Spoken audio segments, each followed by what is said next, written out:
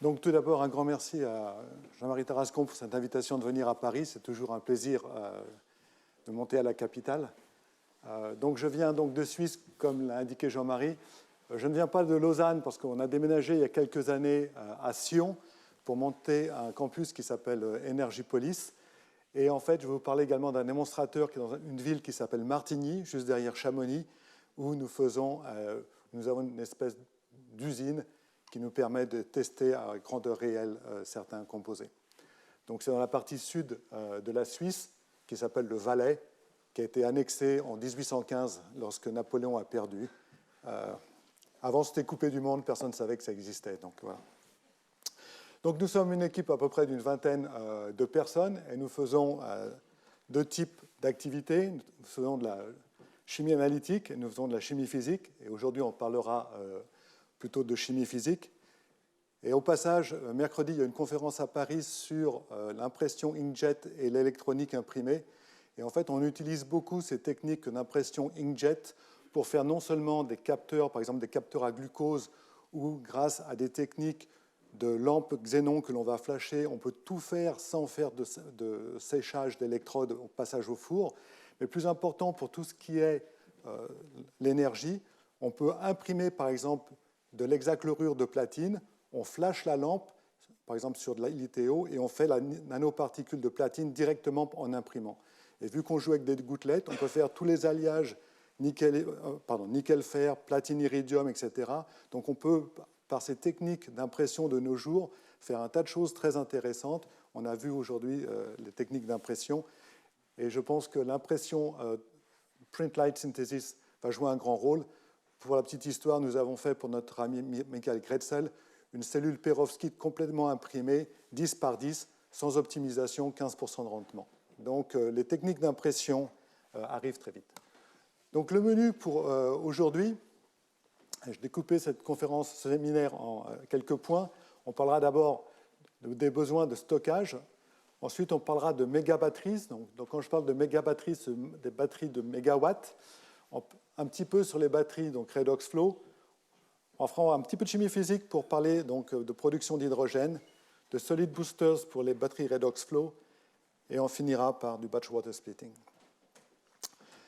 Donc, la grande révolution, bien sûr, de ces 20 dernières années, c'est l'émergence de l'énergie solaire comme l'énergie la moins chère qui soit.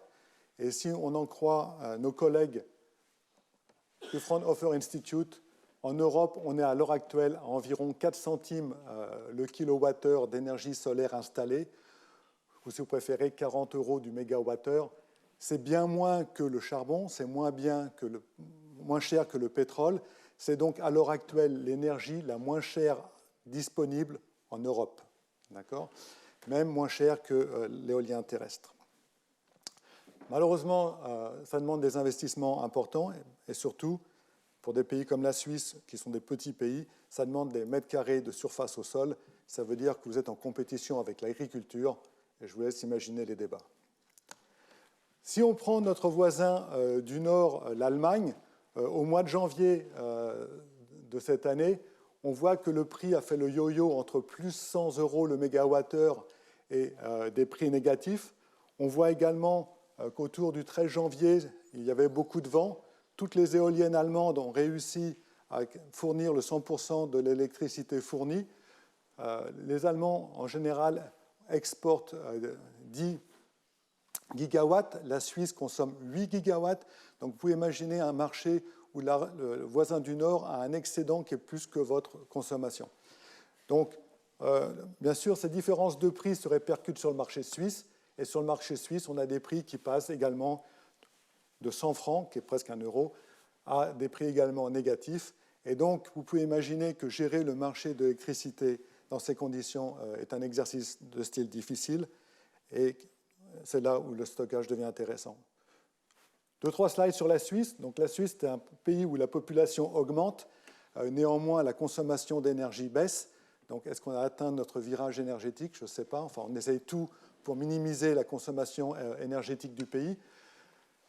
Si je regarde d'où vient notre énergie, la seule énergie qui soit vraiment suisse, c'est l'hydraulique, avec également les renouvelables.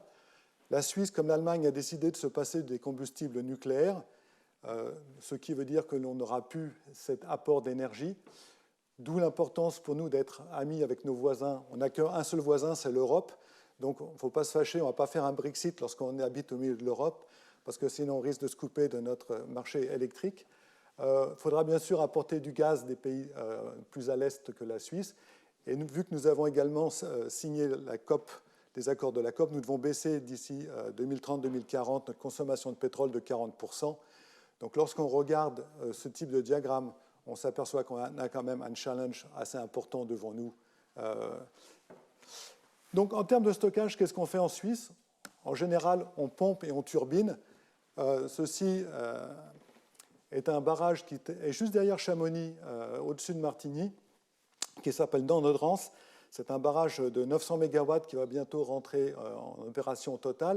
Mais il faut bien voir que ces barrages, en fait, ce n'est pas du stockage saisonnier. Le lac des Mossons, qui est juste à la frontière française, vous videz le lac du Haut en 24 heures lorsque vous turbinez à 900 MW. Donc il faut bien voir que c'est du stockage journalier, peut-être hebdomadaire, mais ce n'est pas l'été pour l'hiver. Parce que le problème de la Suisse, c'est qu'on a trop d'électricité en été quand personne n'en veut, on l'exporte, et en hiver, on n'a pas assez d'électricité et on l'importe. Donc voilà à peu près la raison de l'importance du stockage dans un pays comme la Suisse. Il est important de pouvoir stocker l'énergie autrement, simplement que par stockage-turbinage. Donc bien sûr, le professeur Tarascon a parlé des batteries et des méga-batteries. Et ce que j'aimerais vous parler aujourd'hui, c'est les méga-batteries, pas tellement pour le réglage du réseau, parce que c'est un autre marché, mais plutôt méga-batteries pour la mobilité. Donc la mobilité électrique, comme vous le savez, prédate, pour ainsi dire, le moteur à combustion. Louis-Antoine Krieger était le premier à Paris à faire des voitures électriques où il y avait une récupération de l'énergie du freinage, donc ça ne date pas d'hier. Et bien sûr, à l'époque, à la fin du 19e siècle, la concurrence, c'était démarrer une voiture avec une manivelle. Ceux d'entre vous qui vous souvenez de cet exercice, ça demande un peu d'énergie, ça casse de temps en temps des bras. Regardez Philippe Allongue, il a essayé de démarrer sa voiture avec sa manivelle ce week-end. Il se retrouve avec le blas dans le prat. Mais enfin, j'ai caché le texte de cette photo parce qu'en fait, c'était la publicité pour la voiture électrique. Même les femmes peuvent les recharger, les voitures. Mais de nos jours, on ne peut plus dire ça, donc j'ai enlevé le texte. C'était une autre période. Enfin bref. Si l'on en croit donc nos amis de Bloomberg, les ventes de voitures électriques en 2017, c'était 1,1 million de voitures. Ils estiment à 11 millions la vente en 2025. Et en 2040, grosso modo, plus de la moitié des voitures seront électriques. Et c'est surtout le marché chinois qui va dominer. Ce qui veut dire que sur les 1,6 milliard de voitures sur la route en 2040, plus de la moitié devraient être encore des voitures à combustion. En Europe, je crois que la messe est dite. Tous les grands constructeurs ont annoncé des investissements de plusieurs centaines de milliards dans l'électrification de leur gamme. Et cette semaine, le Salon de l'Auto de Genève démarre demain. Et en fait, tous les constructeurs maintenant montrent des voitures électriques et tous les constructeurs mettent en avant l'électrification de leur gamme. Donc la messe est dite et la question, c'est comment va-t-on faire une infrastructure de recharge? Et la grosse question, c'est à quoi va ressembler une station-service dans l'avenir?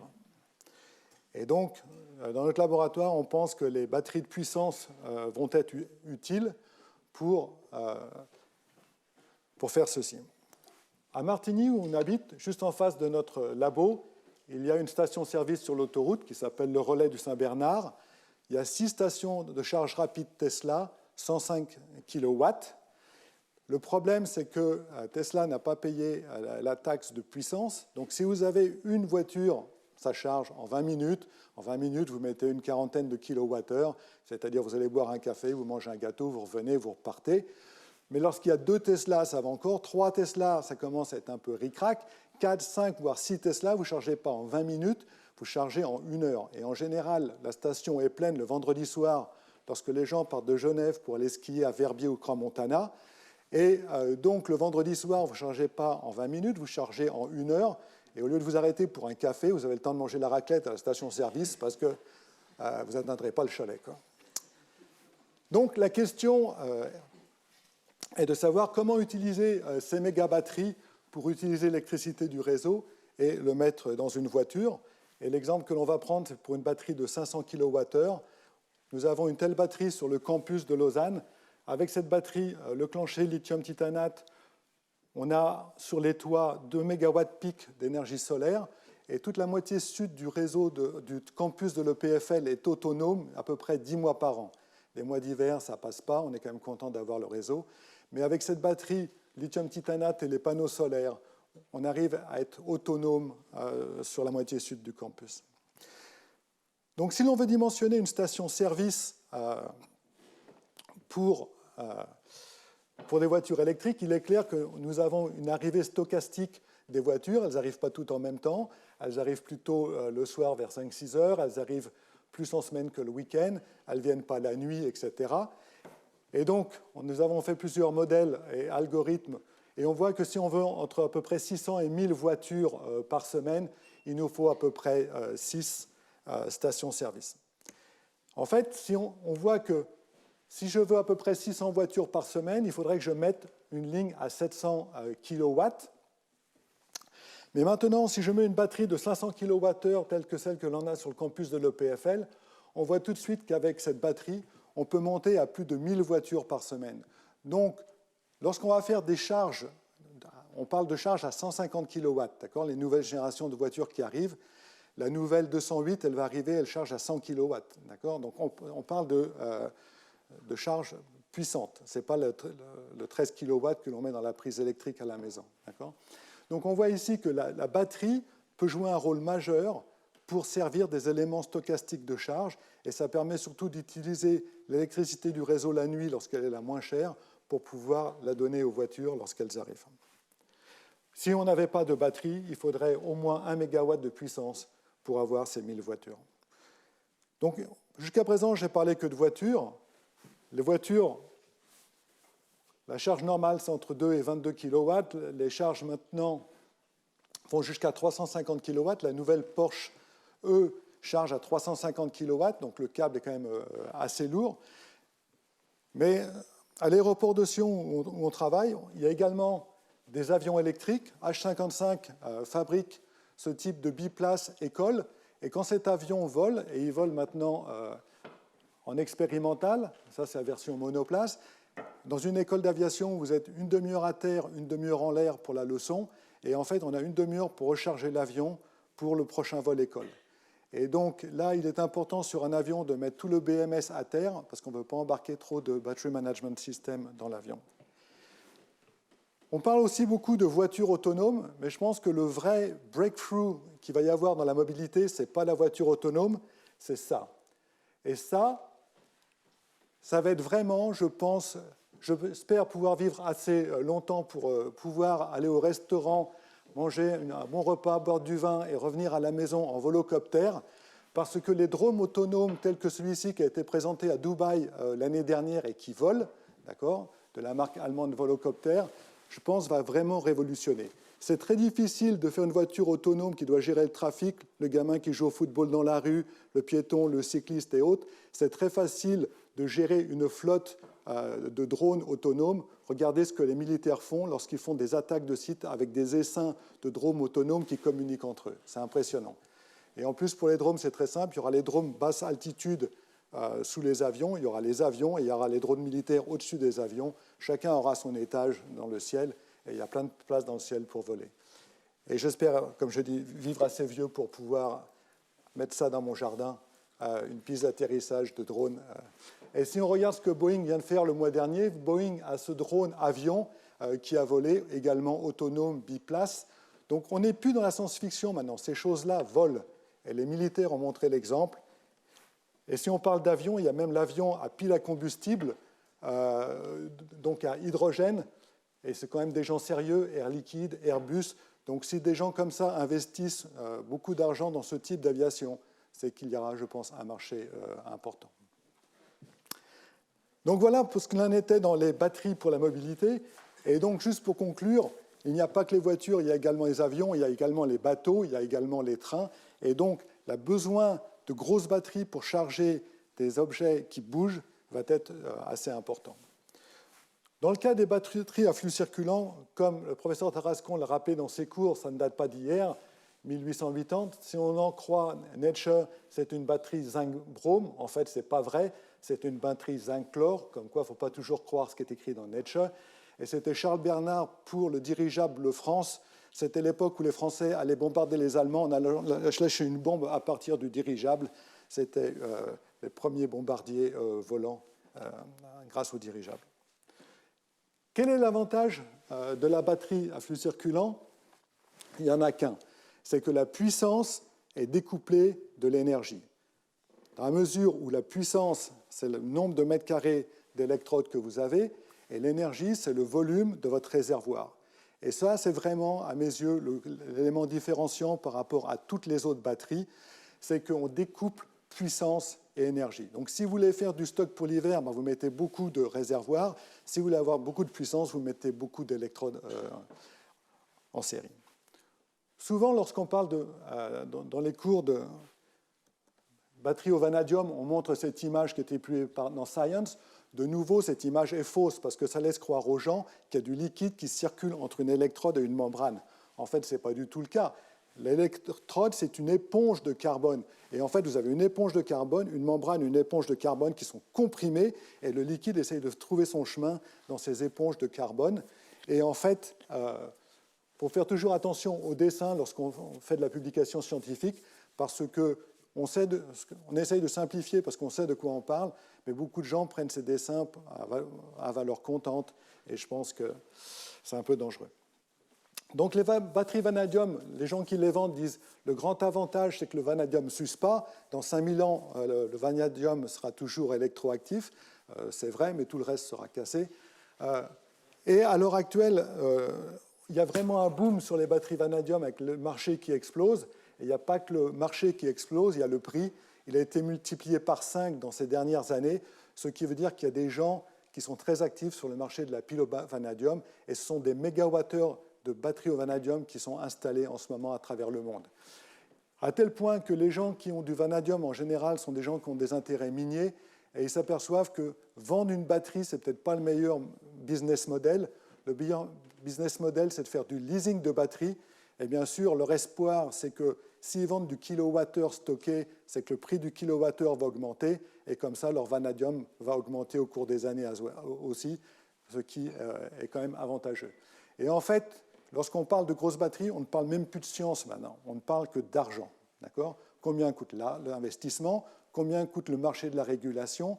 Le marché de la régulation en Suisse, avant, avec quelques mégawatts de régulation, vous faisiez au moins 1 million de revenus par an. Maintenant, vous faites à peine 100 000 francs de revenus par an. Donc le marché de la révolution est en train de baisser très fortement. Il y a beaucoup de gens qui peuvent mettre de la régulation sur le marché. D'où l'intérêt pour les gens qui vendent du vanadium de se dire je ne vais pas vendre ma batterie, par contre, je vais louer mes services, et ça sera peut-être plus simple. Donc les premières batteries au vanadium, en grosse batterie, ça date déjà de presque une décennie en arrière. Sumitomo au Japon avait montré l'exemple.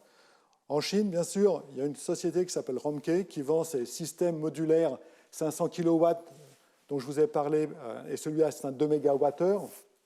Donc vous avez vu que pour une station-service, j'ai besoin que d'un quart de ceci, juste un réservoir. Et bien sûr, pour faire ces batteries en série, il faut des usines. Et ça, c'est l'usine Romkei qui est près de Dalian, dans le nord de la Chine. Donc ceci, on peut la visiter. Par contre, ce qu'on voit, c'est leur image de synthèse de la batterie qu'ils ont planifiée pour Dalian. C'est une batterie de 200 MW, 800 MWh. C'est l'équivalent d'un petit barrage alpin. C'est-à-dire que l'on peut mettre en plein centre-ville l'équivalent d'un petit barrage alpin. Donc dans ce bâtiment, la cave, le rez-de-chaussée, c'est une piscine d'acide sulfurique avec du vanadium. Et dans les étages, vous avez des batteries de vanadium. Donc ceci est encore une image de synthèse, mais connaissant la société, je pense qu'ils sont tout à fait sérieux, vu que l'usine pour produire les stacks qui seront dans ce bâtiment est déjà construite. Ce qui veut dire que le monde des méga-batteries arrive très très vite. Okay. Donc sur notre site de Martigny, nous avons été beaucoup plus modestes. Nous avons une 200 kW, 400 kWh. Donc ce sont les deux containers que vous voyez sur l'image de droite. Le conteneur du bas est à peu près rempli d'acide sulfurique avec du vanadium 2, 3, 4, 5. Et dans le conteneur du haut, vous avez des stacks de 2,7 kW avec un bus de 700 volts. Donc le vanadium, l'acide sulfurique est pompé, rentre dans le stack, prend l'électricité ou la rend et redescend dans le réservoir qui est dessous. Officiellement, ce type de batterie peut faire des milliers et des milliers de cycles. Alors peut-être que nous sommes des brutes, mais dans nos mains, elles n'ont pas duré 2 ans. Donc au bout de 2 ans, en fait, on avait tout détruit, dans la mesure où on pense qu'on a eu un manque d'équilibre dans la batterie. C'est-à-dire que sur le papier, c'est toujours très bien. On réduit le vanadium 3 en vanadium 2, on oxyde le vanadium 4 en vanadium 5, mais si on a des cinétiques différentes, on va se retrouver avec des états de charge qui ne sont plus équilibrés. Et le gros problème dans ce type de batterie, c'est le contrôle. Et en fait, ce sont des générations d'il y a 5 ans, et il y avait très peu de contrôle. C'est un contrôle global. On contrôlait simplement les réservoirs. Et en fait, on peut avoir des déséquilibres locaux. Et le gros problème, à partir du moment où on a des déséquilibres locaux, on peut avoir des points chauds. Et en fait, si par exemple les plaques bipolaires ici sont des plaques en graphite, si j'ai trop de vanadium 5, je commence à être trop oxydant, ma plaque bipolaire, elle gonfle. Et à partir du moment où elle commence à gonfler, la distribution de courant devient complètement inhomogène, ce qui fait qu'on a des points chauds, et ce qui fait qu'au bout du compte, l'amenée de courant qui était en cuivre, comme vous le voyez à droite là-bas, ça c'est l'amenée de courant neuve. À la fin, lorsqu'on a démonté, il ne restait plus que la barre d'amenée de courant. D'accord ? Tout était parti. Donc au bout de 2 ans, on a cassé complètement notre électrolyte. Donc ça m'a coûté quand même 60 000 € pour faire brûler 32 tonnes de vanadium. Ça fait mal au cœur. Mais bon, je n'avais pas le choix parce qu'il y a des lois en Suisse qui disent qu'on n'a pas le droit de laisser un réservoir d'acide sulfurique sur le parking s'il n'est pas utilisé. Donc il fallait bien le faire. Le problème, c'est que la batterie était sous garantie. On a refait la même batterie. Et au bout de 2 ans, elle a recassé pour les mêmes raisons. Donc maintenant, au printemps, on va la reconstruire. Mais ce coup-ci, on a changé tout le design parce qu'on se fait avoir 1 fois ou 2, mais quand même pas 3. Donc, quand cette batterie marchait bien, on avait développé des bus DC-DC. Donc, la voiture rouge, c'est la mienne. Elle prend que 30 kW, mais le chargeur était comme on dit en Suisse, de 80 kW. Et comme ça, je pouvais charger ma voiture le matin en passant. En un quart d'heure, je fais le plein. J'avais 12 kWh à mettre dedans et je n'avais aucun problème pour le faire. D'un point de vue recherche, qu'est-ce qu'on a également fait avec ces batteries vanadium ? On a essayé de jouer un tout petit peu sur la partie thermodynamique. Et dans la mesure où on avait une petite batterie 10 kW, 50 kWh qu'on utilise pour les étudiants, pour l'enseignement, cette batterie est alimentée également en électricité par les panneaux solaires que vous aviez vus sur la photo précédente. Et en fait, en mettant également des panneaux solaires thermiques, on a pu chauffer la solution dans la journée lorsqu'on chargeait la batterie avec l'énergie solaire, et la nuit, on la refroidissait pour remettre le courant sur le réseau. Et donc, on voit qu'on peut jouer avec la technique. Une autre approche développée dans notre laboratoire, c'est celle qui est basée sur le cuivre. Le cuivre en milieu acétonitrile forme un complexe de cuivre 1. Et en fait, lorsque l'on chauffe avec de nouveau des panneaux solaires thermiques, il n'y a pas besoin de monter très haut, à peine 100 degrés, le cuivre 1 se dismute, on récupère le cuivre 0 sous forme de particules, le cuivre 2 sous forme de solution, et on peut faire donc des batteries redox flow thermiques. Donc la dernière fois, vous avez parlé de redox flow solaire, là, elle est purement thermique. Et je pense qu'il y a des tas de choses à faire dans le domaine de la thermique et que le sujet n'est qu'effleuré par cette approche. Voilà. Une des raisons pour lesquelles on avait choisi la batterie vanadium, ce n'est pas parce qu'elle coûtait cher, mais parce qu'on voulait faire en fait de l'hydrogène. Je vous rappelle qu'on veut faire des stations-service et on voulait faire une batterie qui fasse à la fois donner de l'électricité pour les recharges rapides de voitures, mais également l'hydrogène pour les voitures à pile à combustible. Donc c'est pour ça qu'on avait choisi le vanadium. Si on regarde les courbes courant-tension pour l'électrolyse de l'eau, d'un point de vue thermodynamique, à partir de 0, on peut réduire l'eau en hydrogène. À partir de 1,23 volts, on peut oxyder l'eau en oxygène. tous les électrochimistes dans la salle savent que la cinétique joue contre nous et que donc, en fait, la tension de cellules pour électrolyse se rapproche plus de 2 volts qu'autre chose. Et si je regarde où se trouve le vanadium sur ce diagramme, je vois que le couple vanadium 2,3 est plus négatif que celui de la réduction du proton en hydrogène, ce qui veut dire qu'avec du vanadium 2, théoriquement, je devrais pouvoir faire de l'hydrogène à partir du proton. Malheureusement, je ne peux pas oxyder l'eau avec le vanadium 5 parce que son potentiel redox est trop bas. Par contre, si je rajoute dans cette partie de la batterie un mélange de cérium 3 et 4, avec le cérium, je suis assez oxydant pour pouvoir oxyder l'eau. Le seul problème, c'est que je suis tellement oxydant, c'est que j'oxyde tout. Et en fait, on a détruit des batteries comme ça. Donc, de nouveau, nous avons limité la casse. Si on veut utiliser les stocks de soufre qui traînent de par le monde, on pourrait imaginer utiliser le SO2 pour oxyder l'eau et même avoir, pourquoi pas, une fuel cell. Donc notre procédé que l'on a cherché à développer, c'était de dire, voilà, j'ai une batterie vanadium, je vais l'utiliser pour charger les voitures en électrique normale, mais je vais également l'utiliser pour fabriquer de l'hydrogène directement à la station-service, et de l'autre côté, je ferai de l'oxygène. Et si vous me permettez, je voudrais avoir quelques slides maintenant de chimie physique proprement dit. Et commencer par le premier concept, qui est celui donc, du potentiel électrochimique. Le potentiel électrochimique, c'est le travail pour amener une espèce du vide vers une phase. Ce travail, qu'on appelle donc mu tilde, a 3 composants. Une partie vraiment interne à la phase, mu. Une partie pour approcher la phase. Si la phase est chargée, j'ai un travail électrostatique pour approcher cette phase, ZF psi, lié au potentiel externe. Et je dois également passer la couche de dipôle à la surface de la phase, dit potentiel de voltage, ZF qui. Et je vois donc que le potentiel électrochimique, c'est le travail pour amener une espèce du vide vers une phase. Êtes tous d'accord? Maintenant, les physiciens parlent de travaux d'extraction.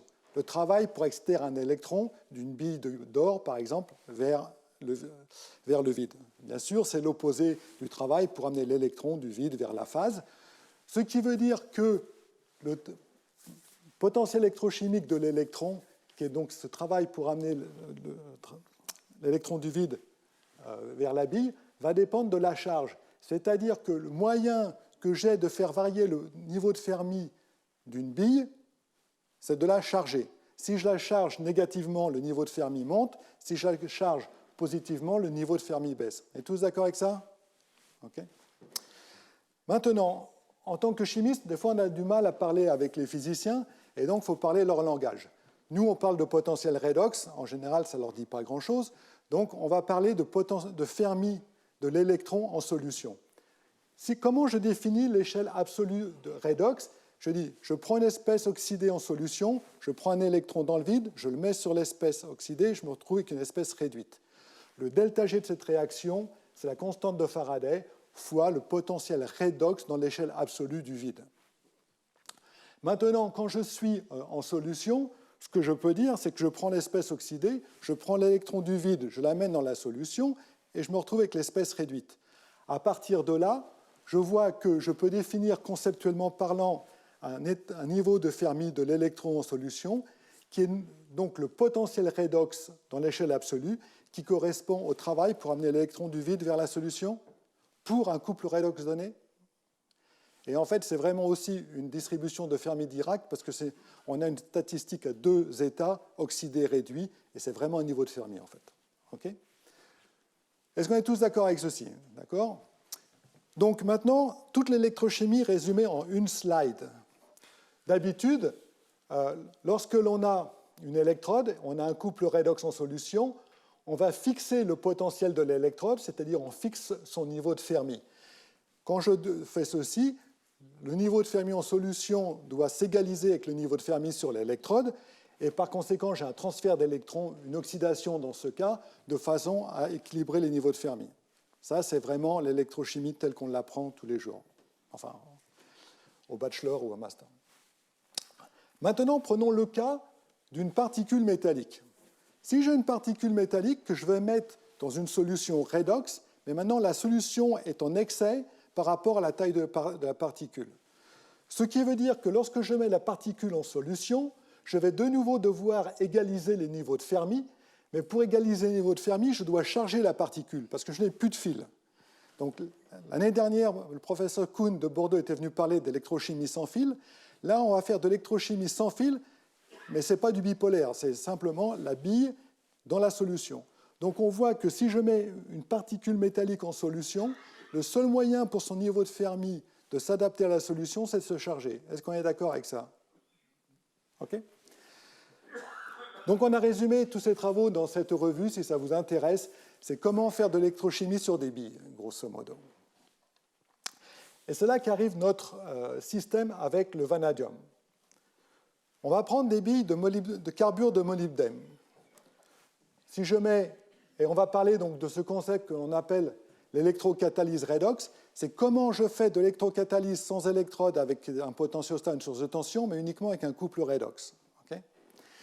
Donc ici, si je prends le travail d'extraction du carbure de molybdène, moins 4,74 électronvolts, le zéro de l'échelle SHE en absolu, c'est 4,44, je me retrouve donc avec ce niveau de Fermi. Si maintenant j'essaye de mettre le couple vanadium 2, vanadium 3 en solution, moins 250 millivolts, donc je vous rappelle, le potentiel descend comme ça, donc moins 250 millivolts, c'est en haut. À partir du moment où je mets une bille de carbure de molybdène dans une solution de vanadium 2, je vais charger le, vanadium 2, le carbure de molybdène pour équilibrer les niveaux de Fermi. D'accord? Ce qui veut dire que maintenant, vu que j'ai un autre couple redox qui est le proton, qui est plus lent, j'ai toute la différence de potentiel, si on veut bien, la différence des niveaux de Fermi entre le carbure de molybdène et le proton. Parce que je fixe le niveau de Fermi sur la bille par le vanadium, et ainsi, toute la différence de potentiel, je le retrouve pour faire la réduction du proton. Je me retrouve donc avec 250 millivolts sur la bille pour faire le proton. Et donc, vu que c'est un système-là, on a un régime cinétique. Et voilà comment on fait donc ces billes de carbure de molybdène. On parle d'Enstone de chez Saint-Gobain. On met un complexe de molybdène que l'on fait cuire pour avoir l'oxyde que l'on réduit pour avoir le métal. À partir du métal, on carburise. Et on se retrouve donc avec des billes de carbure de molybdène. Et voici ce qui se passe lorsqu'on met des billes de carbure de molybdène dans une solution de vanadium 2. Ça bulle et on fait de l'hydrogène. Et ce qu'il faut bien voir ici, c'est qu'une décade de pression, c'est 60 millivolts. C'est-à-dire que si je veux monter à 10 bars, j'ai 60 millivolts. Si je veux monter à 100 bars, je vais à 120 millivolts. J'ai 250 millivolts à disposition. Je peux faire de l'hydrogène sous pression simplement en mettant des billes dans le réservoir. Okay? Et bien sûr, le niveau de Fermi est donné par l'équation de Nernst, E0 plus V3 sur V2. Quand le rapport V3 sur V2 change, my driving force pour faire de l'hydrogène change aussi, et par conséquent, la vitesse de production de l'hydrogène varie avec l'état de charge de la batterie. Okay? On a vu que pour le SO2, je pouvais l'utiliser dans une pile à combustible pour réduire le vanadium 5 en vanadium 4. On l'a fait, voilà, on l'a fait, pas plus que ça. Et maintenant, d'un point de vue industriel, ce qu'on aimerait faire, c'est vraiment s'assurer que l'on peut faire de l'oxygène tout en réduisant le vanadium 5. Et avec des cellules commerciales, on arrive à faire ceci. Malheureusement, l'efficacité n'est pas très bonne, environ 50%. Donc voilà ce que je voulais dire sur la production d'hydrogène. Ce que je voulais surtout introduire, c'est ce concept d'électrochimie sur des billes et de ce qu'on appelle l'électrocatalyse redox. Okay? Maintenant, dans le cas des boosters pour les batteries redox flow, on va utiliser le même concept de chimie sans fil. Donc, dans les réservoirs d'électrolytes, on va mettre des espèces redox solides et le couple redox qui circule, si on veut bien, peut s'appeler le médiateur redox. Lorsqu'on parle de composés d'insorption, dans beaucoup de manuels, dans beaucoup de cours, on montre cette image qui nous vient du web, qui nous vient de Science. De nouveau, cette image est vraiment... elle est jolie, elle donne les grandes idées, mais en fait, ça donne des mauvaises idées à beaucoup d'étudiants qui la voient, d'accord? Parce qu'ils sont convaincus que c'est comme ça que ça se passe. Et on sait très bien, vous qui avez suivi les cours de M. Tarascon, que ça ne se passe pas du tout comme ça. Ce que l'on a, ce sont des billes de nouveau. On a des billes d'oxyde, on a des billes de matériaux solides qui doivent discuter avec une électrode métallique, d'accord? Ce qui veut dire que lorsque la batterie est vide, le niveau de Fermi sur la bille et sur le métal est là. Lorsque la batterie est pleine, le niveau de Fermi monte. Vous êtes d'accord? Et donc, en fait, il y a beaucoup de problèmes liés justement aux interfaces entre le métal, l'électrolyte, la bille qui ne touche pas nécessairement le métal, etc. Et en plus, si, bien sûr, la bille doit être électroneutre, est-ce que la bille peut être chargée? Est-ce que je peux mettre plus d'électrons que de lithium? Est-ce que je peux mettre plus de lithium que d'électrons? Si oui, sinon, est-ce que j'ai une double couche autour de la bille? Je ne sais pas. Et bien sûr, si je mets un chargeur comme du carbone pour améliorer la conductivité du système, il est clair que le niveau de Fermi sur le carbone doit suivre tout le monde et par conséquent, le carbone doit se charger. Dans quelle mesure est-ce que le carbone contribue à l'état de charge du système? Enfin bref.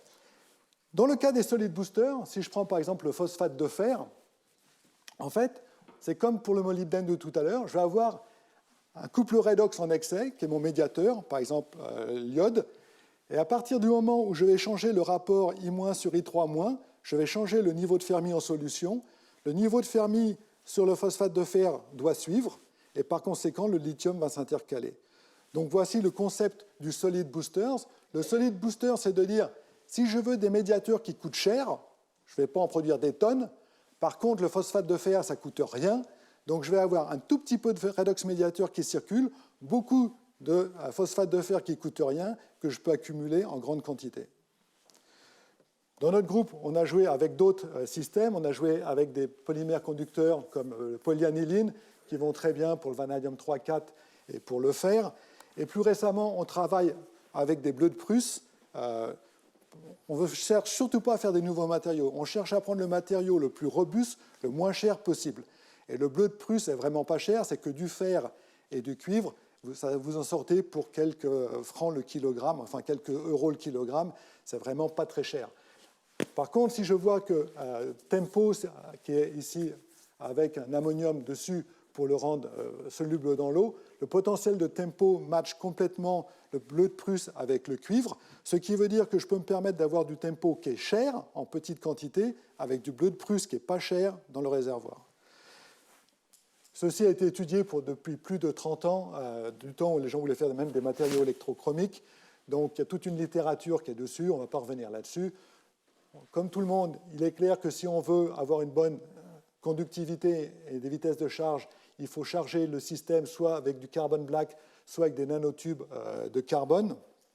L'avantage avec les nanotubes de carbone, ici, c'est qu'on améliore la conductivité dans le composite, et on le voit parce que la dépendance avec la vitesse de balayage devient linéaire lorsqu'on a beaucoup de carbone, ça veut dire qu'on améliore l'accès au bleu de Prusse, alors que si on n'a que du bleu de Prusse tout seul, ça met un certain temps pour que les électrons et le potassium diffusent. Et en fait, ce concept ici marche très bien, même avec une électrode de zinc qu'on utilise, le bleu de Prusse cycle. Et en fait, ce bleu de Prusse est utilisé par la société aux États-Unis Natron, qui fait des batteries à sodium aqueux. Et vous avez deux bleus de Prusse, un au cuivre, un au manganèse, et ça vous permet. Et ça, c'est du matériel qui n'est pas très cher. Voilà, je voudrais finir avec deux choses. Un, c'est mon rêve. Donc, dans 3 ans, je suis à la retraite. Donc, maintenant, je compte les jours, non pas pour aller à la retraite, mais pour finir ce projet sur lequel je travaille depuis plus de 20 ans. Est-ce que je peux faire du batch water splitting, c'est-à-dire est-ce que je peux faire de l'hydrogène avec la lumière du soleil à des prix raisonnables? Et l'argument, je viens du monde des interfaces liquide-liquide, et l'argument est le suivant.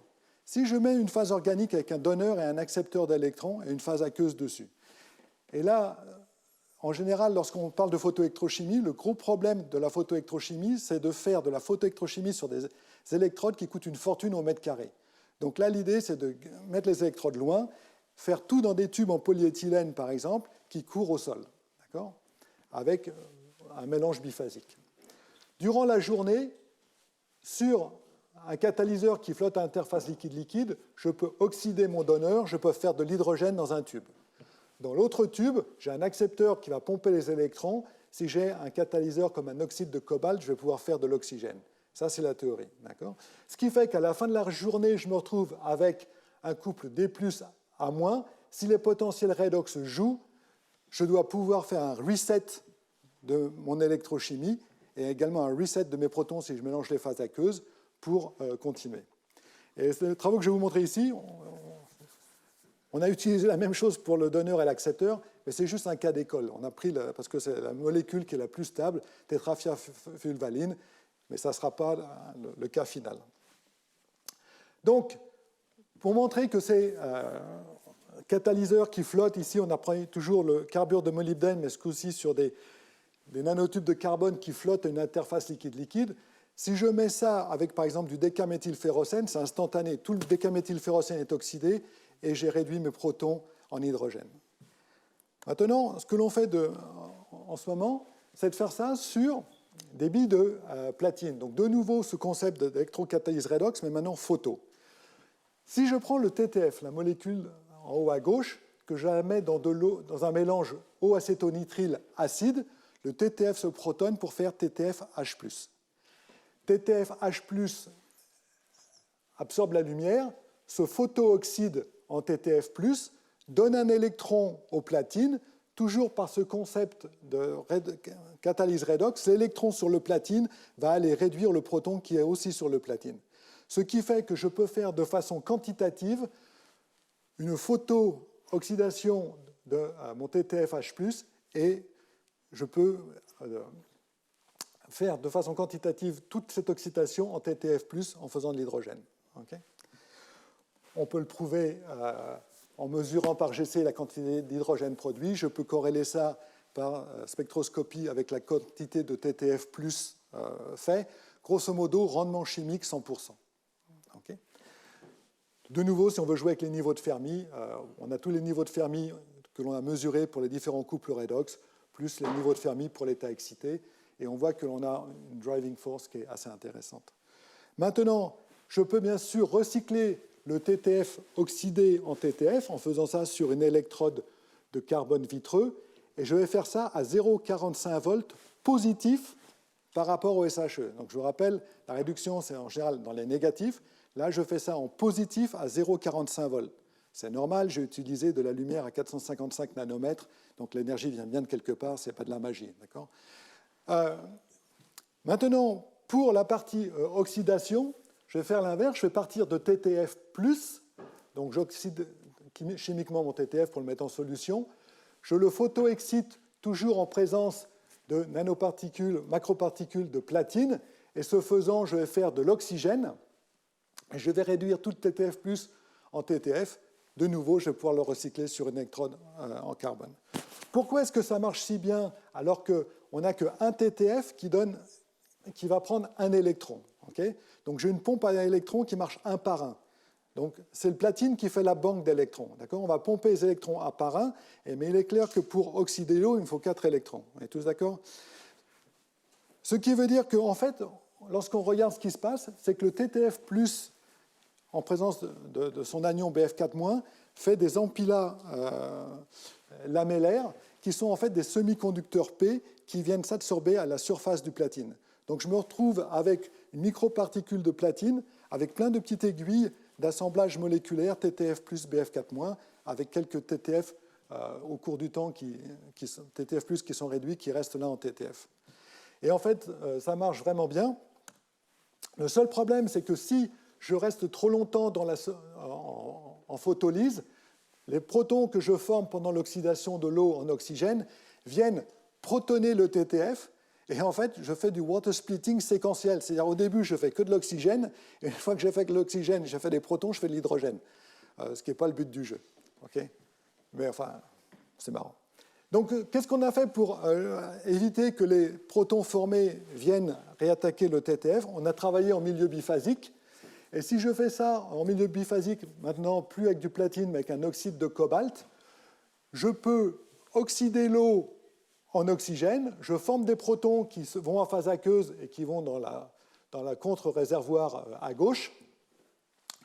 Et ce faisant, je fais des bulles d'oxygène et je n'ai plus de problème, je peux faire tourner. Si je recycle le TTF qui est formé sur l'électrode, je peux oxyder l'eau à 0,55 SHE.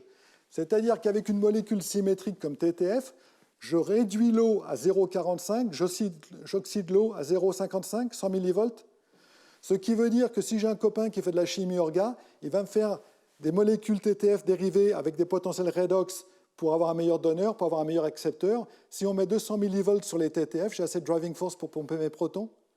Donc je pense qu'avant de mourir, je vais voir le batch water splitting, après 20 ans de travail, finalement qui marche. Je suis convaincu qu'en tant que chimiste, l'imagination, on est bon à ça quand même sans intelligence artificielle, pauvres chimistes que nous sommes, on peut imaginer des molécules pour faire la photolyse de l'eau, simplement dans des tubes par terre en plastique qui traînent et en récupérant les gaz.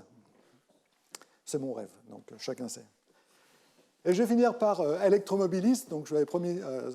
Donc, Electromobilis, c'est cette station que l'on a à Martigny. En fait, on est sur la station d'épuration des eaux, donc ça ne sent pas très bon. C'est pour ça que le mètre carré n'est pas cher. Et vous voyez à gauche ici notre donc, station de remplissage d'hydrogène que nous avons fait nous-mêmes, 350 bars, 700 bars. On a une Hyundai qui marche avec de l'hydrogène 700 bars. On a une Kangoo qui marche avec de l'hydrogène 350 bars. Et en fait, je pense que lorsqu'on parle de redox flow et de batterie, etc., c'est important d'aller vraiment au mètre cube de solution, d'aller au mètre carré d'électrode. Bon, je peux imaginer que pour un jeune prof assistant, c'est trop risqué, il ne fera jamais sa carrière comme ça. Donc c'est quelque chose qui est réservé aux vieux profs comme moi, qui n'ont plus rien à perdre et qui peuvent se permettre de travailler 5 ans sans publier un seul papier, parce que dans ce type de travaux en génie chimique, c'est totalement ingrat. Parce qu'on collectionne les ennuis, et encore je suis poli, à longueur de journée, pour un résultat où le seul reward, c'est d'aller faire un tour en voiture. Donc ici, on a donc cette batterie 200 kW, 400 kWh qui a marché, je vous rassure, sur les 5 ans, elle a quand même marché 4 ans. À partir de là, comme je vous ai montré, on fait la recharge rapide de voitures électriques, la mienne. On fait également de l'électrolyse. Et quand je dis qu'on fait l'électrolyse, on produit 1 kg d'hydrogène par heure. D'accord. On a également, ça c'est l'électrolyseur alcalin, on a maintenant un électrolyseur Giner à membrane. À partir de là, on a mis tout en place tout notre propre réseau de compression, séchage, purification pour mettre l'hydrogène dans la voiture. Et nous avons le plaisir de collaborer avec la société qui s'appelle GreenGT, qui fait ces voitures pour des courses d'endurance. Celle-ci marchait avec de l'hydrogène 350 bars, c'était la première version. Et tout le monde pense qu'une voiture électrique ne fait pas de bruit. Celle-là, bien sûr, lorsque vous avez de l'hydrogène sous pression, il faut amener de l'oxygène sous pression. Le compresseur n'était pas insonorisé. Cette voiture faisait plus de bruit qu'un hélicoptère au démarrage, simplement à cause du compresseur. Maintenant, ils en font une deuxième version qui est beaucoup plus silencieuse. Donc, juste pour dire ce que l'on a fait sur ce site, donc avec la grosse batterie, on a fait de l'électrolyse. Parce que ce qu'il faut bien voir, c'est qu'on n'est pas très bon à faire marcher un électrolyseur on-off. Si j'éteins mon électrolyseur, ça me prend une demi-heure le soir pour l'inerter, le mettre sous azote, etc. Ça nous prend 1 heure le matin pour avoir atteint la bonne production d'hydrogène et d'oxygène, s'assurer qu'on n'ait plus de vapeur d'eau, etc. Et donc, les temps d'arrêt sont énormes. Et donc, un électrolyseur en milieu commercial ne doit jamais s'arrêter. D'où l'intérêt de le couper à une grosse batterie, parce que comme ça, je peux toujours rester dans un régime de fonctionnement. Donc, comme je dis, on a la chance de travailler avec GreenGT. Cette voiture consomme quand même 12 kg d'hydrogène à l'heure. 1 kg d'hydrogène, c'est 50 kWh d'électricité, si jamais. Et on a également cette Renault Kangoo faite par Swiss Hydrogen. Donc, sur ce site, vu qu'on a plusieurs types de voitures, ce que l'on peut voir, si je prends 100 kWh du réseau, que je passe simplement par un convertisseur AC-AC, que j'aille directement par un convertisseur AC-DC de la voiture dans ma batterie, je vais mettre 83 kWh d'électricité du réseau dans la voiture, je peux faire 440 km. La voiture électrique a le meilleur rendement, énergie qui rentre, kilomètres qui sort, rouler. Okay, et ça, c'est des vrais kilomètres. Hein. Ensuite, si je passe par la méga batterie quand elle marchait, que je passe donc par AC-DC, et après on a ces convertisseurs DC-DC qui sont assez efficaces, je perds également du rendement, et là je tombe à 65 kWh mis dans la voiture, je fais 340 km. Maintenant, si avec ces 100 kWh, j'électrolyse, je comprime à 700 bars ou à 350 bars. Si je passe pour le 350 bars, j'arrive à mettre 60 kWh dans la voiture, mais le rendement de la pile à combustible n'est que de 50%, d'accord, par rapport à la voiture électrique qui a un rendement de 95%. Ce qui veut dire que là, je ne fais plus que 180 km. Okay, si je suis à 700 bars, je ne fais plus que 170 km. Ce qui veut dire que ce type d'étude est mesuré, parce qu'en général, il y a deux types de gens. Il y a les gens qui sont à la batterie, il y a les gens qui font des piles à combustible, mais ils ne se parlent pas beaucoup entre eux. Donc je crois qu'on est un des rares groupes où on manie les deux, et la grosse batterie, ce qui nous relie entre ces deux technologies. Donc on voit ici quand même que la pile à combustible est moins favorable que la batterie, mais nous sommes en montagne, il fait froid l'hiver, et si vous voyez beaucoup de conducteurs de Tesla l'hiver, ils ont le bonnet élégant, parce que s'ils mettent le chauffage, ils perdent de la distance, d'accord ? Donc la voiture électrique en hiver, en Suisse, ce n'est pas idéal. Par contre, les 50% que l'on perd sur la voiture à pile à combustible, c'est 50% de chaleur. C'est très agréable pour aller skier, d'accord ? Une autre voiture, notre Hyundai, elle fait 10 litres au 100 d'eau. D'accord ? Donc en général, c'est de la vapeur d'eau derrière, mais de temps en temps, elle a un petit réservoir. Et quand il fait très froid, quand il n'y a pas eu assez de vapeur d'eau, elle fait son petit pipi. Vous faites ça au feu rouge, il y a une grosse plaque de glace après que vous soyez parti. Vous partez rapidement sans être trop vu. Enfin bref. Maintenant, si on compare tout ça à l'essence, il faut bien voir que le rendement de la voiture à essence, c'est le pire. 18% entre le réservoir et la roue d'efficacité. D'accord ? Donc, depuis un siècle, on roule avec des voitures qui n'ont que 18% d'efficacité. D'accord ? C'est-à-dire qu'avec 100 kWh, ou 10 litres d'essence qui correspond à 90 kWh, on ne fait que 120 km. Donc, vos véhicules électriques, et même le véhicule à pile à combustible, a, je pense, un avenir sérieux devant lui. On parlait de Green GT. Donc Green GT fait maintenant ce type de voiture. Celle-ci est dessinée par Pininfarina. Elle est comprimée à 700 bars. La puissance est quand même 370 kW. Deux piles à combustible. Donc 0 à 100 en 3 secondes. Donc vu que je serai à la retraite dans 3 ans, il faut que je me bâtisse ma nouvelle vie. Donc ma nouvelle vie est dans la course automobile. Non, je ne serai pas pilote, là je n'étais que passager. Mais c'est de faire des structures de recharge pour voitures de course. Et je crois que c'est beaucoup plus satisfaisant que d'écrire un papier, parce qu'en fin de compte, vous avez le chrono. Et dans les essais qu'on a fait à Estoril le mois dernier, pour la première fois, on a fait tourner 600 km, on est à 3 secondes du record du tour par rapport au MP2 à essence. Donc, ce qui veut dire que la course automobile est un moyen de faire avancer les choses. Là-dedans, on a une batterie, 250 kW, 2,5 kWh, vous allez me dire, ça ne sert à rien, 2,5 kWh. Ce qu'il faut voir, c'est qu'elle accélère de 0 à 100 en 3 secondes. En 10 secondes, la batterie est vide. Mais ce n'est pas grave parce que vous êtes déjà à 300 km/h. D'accord ? À ce moment-là, c'est la pile à combustible qui prend le relais. Et au freinage, de toute façon, elle se charge aussi en 10 secondes parce qu'un pilote de course est complètement binaire dans sa tête, c'est à fond sur l'accélérateur ou à fond sur le frein. Il ne connaît rien d'autre. Et donc, le Green GT a maintenant signé un accord avec l'AOC, Pierre Fillon, le frère de l'ancien ministre, pour être homologué aux 24 heures du Mans. Et la première écurie H24 a démarré cette année. Elle va courir au Castellet le 13 avril prochain. Et donc maintenant, Hyundai sera aux 24 heures du Mans d'ici 2024. Toyota a annoncé qu'ils seront également aux 24 heures du Mans en 2024 en hydrogène. Et Audi n'a rien dit, mais il se renseigne très fortement sur les règlements pour courir au Mans en hydrogène en 2024. Donc moi, je serai à la retraite en 2022, mais je vous peux garantir que je serai au Mans au mois de mai 2024 pour voir les premières voitures de course à hydrogène qui courent. Parce qu'au Mans, les voitures emportent 85 kg de fuel. Ça veut dire un arrêt toutes les 40 minutes. Et c'est au niveau des changements de pilote et du remplissage de l'essence que vous gagnez ou vous perdez une course. Et là, maintenant, tout l'enjeu pour les gens comme moi qui s'intéressent par la voiture elle-même, parce que je n'ai rien fait dans cette voiture, nous, on fait le plein de la voiture. On est pompistes, comme vous avez pu le comprendre. Et c'est comment remplir le plus vite possible la voiture avec de l'hydrogène à 700 bars pour qu'elle reparte le plus vite possible pour tourner. Enfin bref. Dans la course automobile, je me bats en Suisse pour faire évoluer les rallyes. Il est interdit de courir avec une voiture électrique un rallye. C'est fou quand même, non ? Donc on essaye de changer tout ça. Et pour finir, je voudrais finir, vu que avec Jean-Marie Tarascon, on a des intérêts pour le monde nautique. Où est-ce que je vois l'avenir? 90% de la marchandise est transportée par bateau. Depuis le 1er janvier de cette année, ils n'ont plus le droit de brûler du naphta. C'est pour ça que le prix du diesel monte, parce que maintenant, les compagnies maritimes concurrencent l'aviation pour ce marché du kérosène. Et si on regarde, par exemple, des bateaux modernes de croisière comme celui-ci de chez Viking, les moteurs sont déjà électriques.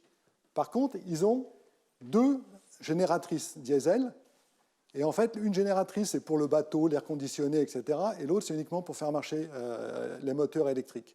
Ce que les gens aimeraient avoir, c'est avoir des systèmes de piles à combustible sur le bateau, parce que si vous allez à Venise et que vous avez 10 bateaux de croisière dans la rade de Venise, vous avez un gros nuage noir sur la rade de Venise.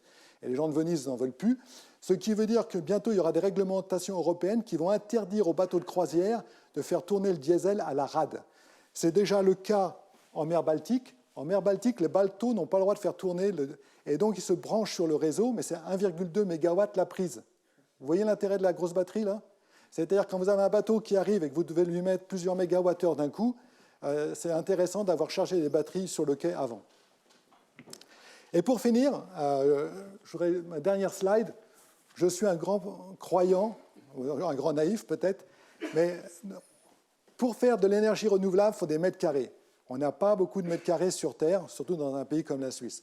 Les océans ont des mètres carrés, en voulez-vous, en voilà. Vous avez en France des sociétés comme Naval Group qui font des supports pour éoliennes. Les nouvelles générations d'éoliennes, c'est quand même 12 mégawatts chacune. D'accord ?